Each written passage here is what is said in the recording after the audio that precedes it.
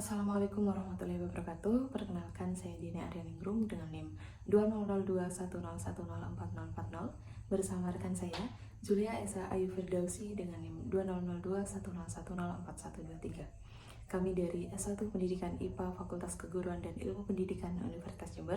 Pada kesempatan kali ini kita akan membahas mengenai gelombang cahaya.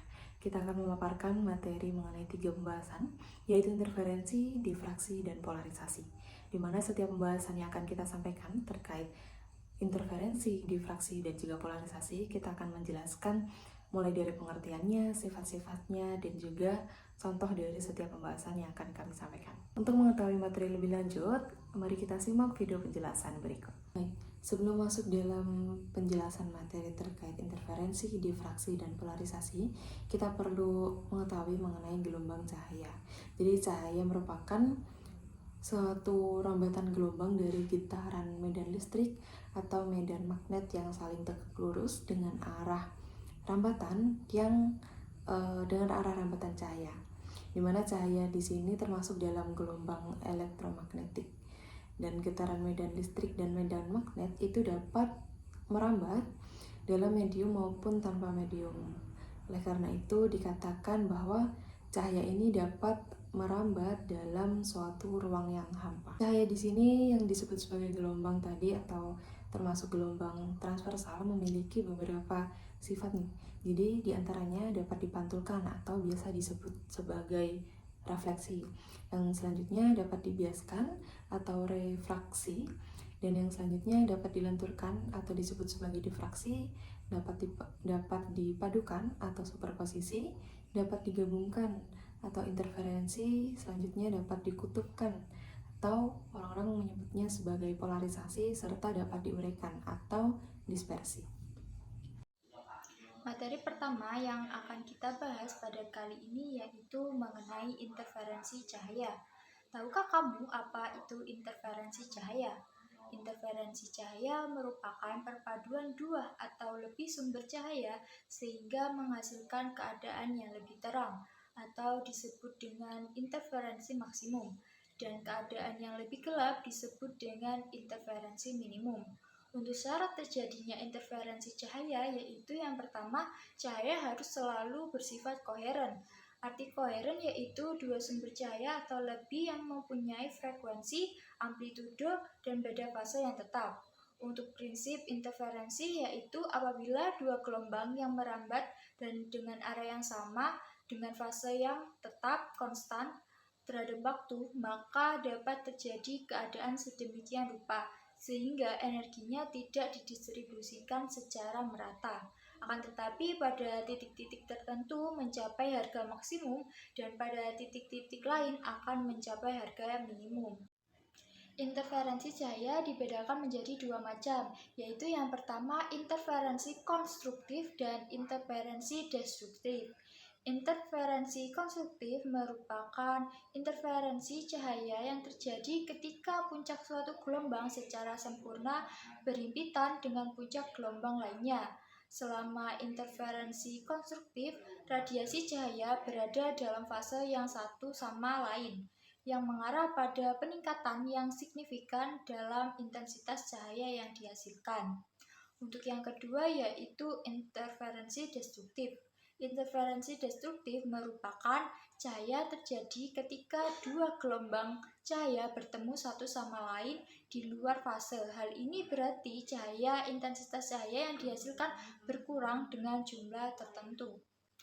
Yang selanjutnya yaitu penerapan interferensi cahaya dalam kehidupan sehari-hari. Yang pertama yaitu pada gelembung sabun, warna di jalan yang basah, lapisan anti pantul, minyak yang ada di permukaan air, dan hologram. Untuk gelembung sabun merupakan contoh lain dari interferensi cahaya dalam kehidupan sehari-hari. Gelembung sabun berbentuk bulat dan memiliki lapisan transparan tipis yang terbuat dari larutan sabun.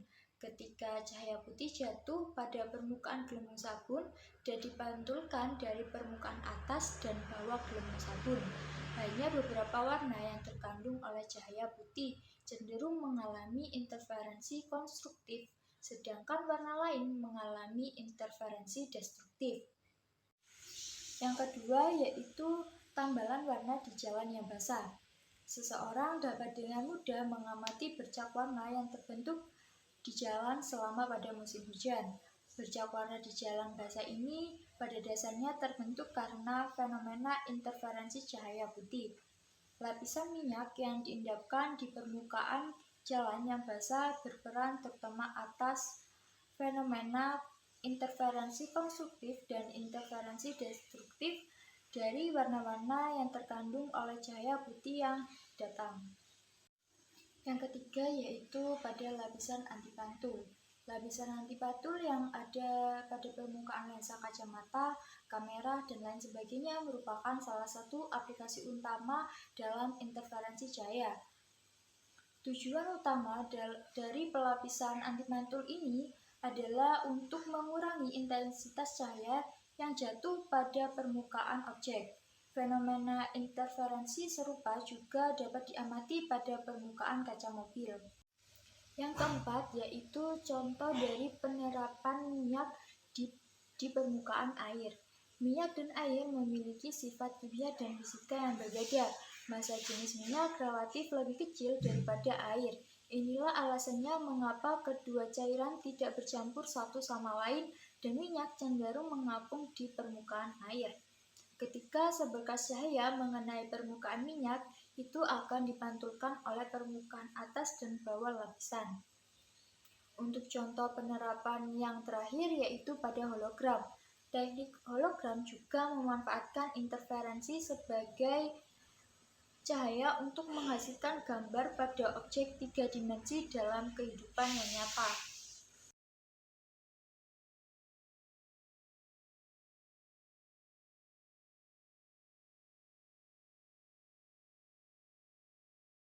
Pembahasan selanjutnya yaitu mengenai difraksi cahaya. Jadi teman-teman di sini sebelum masuk ke dalam materi, mengingatkan teman-teman terkait peristiwa cahaya matahari yang menembus awan.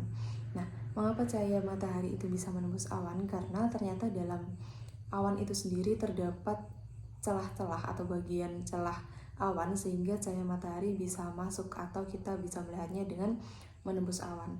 Ternyata peristiwa masuknya cahaya matahari ke dalam celah awan atau menembus pada celah awan itu disebut sebagai difraksi cahaya loh.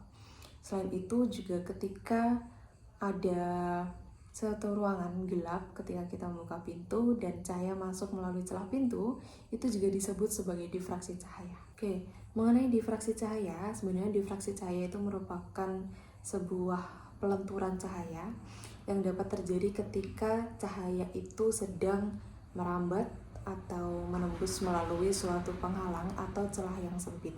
Jadi ketika tadi ada cahaya matahari yang bisa masuk ke dalam celah awan, jadi di awan tersebut terdapat celah sempit sehingga proses masuknya cahaya melalui celah sempit yang terjadi pada awan itu disebut sebagai difraksi cahaya. Begitu juga pada pintu yang terbuka.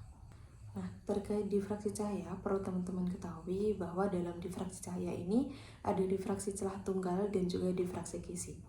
Pembahasan yang pertama terkait difraksi celah tunggal, dimana sesuai dengan namanya ya teman-teman, celah tunggal. Jadi dalam hal ini sumber cahaya yang merambat itu hanya melalui satu buah celah yang dinamakan celah tunggal itu tadi.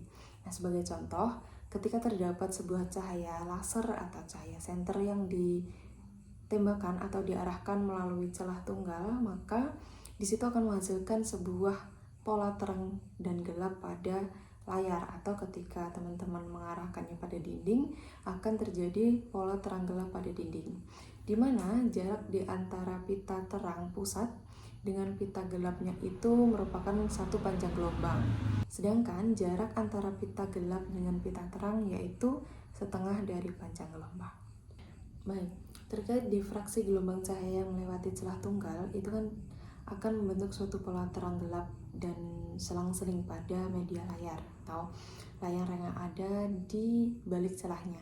Nah, pola difraksi cahaya tersebut dijelaskan dengan prinsip Huygens, di mana Christian Huygens dalam penelitiannya, dalam percobaannya itu mengatakan bahwa cahaya pada saat pada ketika dilewatkan dalam celah, maka celah tersebut akan menjadi sumber cahaya sekunder atau yang baru, di mana setiap titik pada cahaya dari celah itu merupakan sumber cahaya sekunder dari cahaya utama. Selanjutnya terkait difraksi Kisi. Nah, di sini banyak yang menyebutkan bahwa difraksi Kisi ini disebut sebagai celah banyak atau difraksi celah banyak. Mana dalam hal ini susunan dari sejumlah celah besar, paralel yang lebar, dan juga jarak antar celahnya itu sama. Contohnya pada sinar laser atau senter yang ditembakkan melalui celah Kisi, maka akan menghasilkan pola terang dan gelap pada layar, bisa dalam layar berupa kertas HVS yang putih, atau biasanya teman-teman di sini menggunakan dinding sebagai layarnya, di mana jarak antar pita terang pusat dengan pita terang yaitu 1 panjang gelombang, sedangkan jarak antara pita gelap dengan pita terang yaitu setengah panjang gelombang.